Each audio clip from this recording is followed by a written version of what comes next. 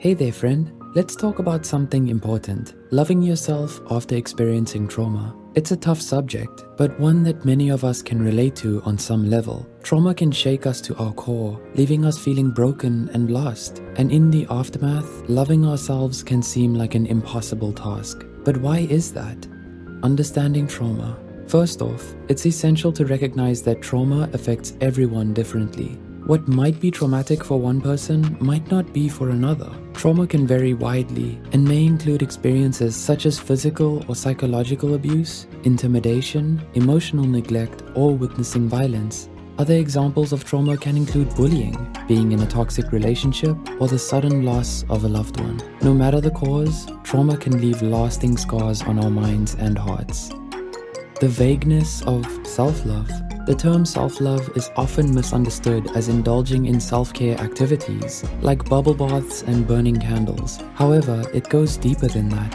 It's about nurturing a genuine connection with yourself and understanding your own needs. After trauma, this connection can feel strained or even lost. Distorted self-perception. Another reason why loving ourselves after trauma is tough is because trauma messes with our sense of self-worth. When something awful happens, it can make us feel like we're not good enough or that we somehow deserve what happened to us. These negative thoughts can start to take over, making it hard to believe that we're deserving of love, even from ourselves. Loss of safety and security. When something traumatic happens, it can shake us to our very core, and we lose the inherent sense of safety and security we once had in ourselves and the world. It's like the ground beneath our feet suddenly disappears, leaving us vulnerable and exposed. When we don't feel safe, it's hard to focus on loving ourselves. We're too busy trying to survive, too afraid to let our guard down. Detachment as a coping mechanism. It's common to develop coping mechanisms to deal with the pain of trauma. You might find yourself blaming yourself or shutting down your emotions as a shield from more hurt. But while those coping mechanisms might offer temporary protection, they also keep us stuck in a lonely and unhappy place, unable to move forward. Building a wall around your heart might keep the hurt out, but it also prevents you from opening up to the possibility of healing, growth, and self-love.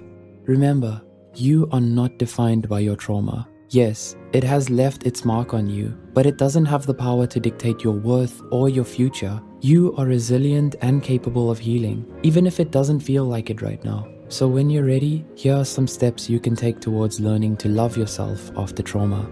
Steps towards self-love. Number 1, acknowledge the impact of the trauma on your life. This means allowing yourself to feel all the messy emotions that come with it. The anger, the sadness, the fear. It's okay not to be okay. Give yourself permission to grieve and process what happened.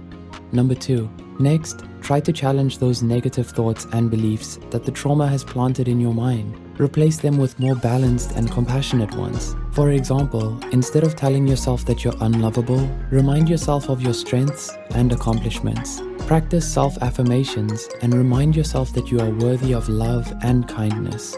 Number 3, reach out for support when you need it. Whether it's from friends, family, or a therapist, having someone to talk to can make a world of difference. You don't have to go through this journey alone. Number 4, self-care is another vital aspect of learning to love yourself after trauma. This means taking care of your physical, emotional, and mental well-being. Making time for activities that bring you joy and relaxation, whether it's going for a walk in nature, practicing mindfulness, or indulging in a hobby you love. Number 5, lastly, be patient and kind with yourself. Healing from trauma is a process, and it's okay to take things one step at a time. Celebrate your progress, no matter how small, and remember that it's okay to have setbacks along the way.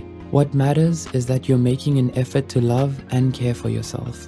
So, dear friend, if you're struggling to love yourself after trauma, know that you're not alone. It's a journey that many of us are on. Remember to be gentle with yourself, practice self-compassion, and believe that healing is possible. You are worthy of love and happiness, no matter what you've been through. Did this video resonate with you? Share your thoughts in the comments below.